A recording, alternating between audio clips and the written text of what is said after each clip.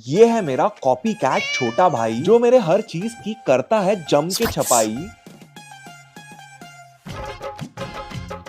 ये देख 17 pro max है, बस 10,000 का, सेम टू सेम। 10,000 में वही मेटल ग्लास बॉडी, बॉक्स भी सेम टू सेम है, पर इसकी तो इंक फैल रही है। अरे पर डिस्प्ले की बेजल्स देख, ये एक चाइनीज क्लोन है। मैप्स खोलने पर गूगल मैप्स खुल रहा है, इवन गूगल प्ले स्टोर भी दी हुई है। यहाँ पर 3 कैमरा बस दिखाने के काम, बस ये देख एक ही कर रहा है। अरे पर देख कैप्चर बटन दिया है, काम भी कर रही है और जूम भी होता है इससे। अरे पर देख, इसमें सीरी की जगह सारा आ रही है। अरे बस 10,000 में 1.5 लाख का रोला जमा दिया, और क्या चाहिए।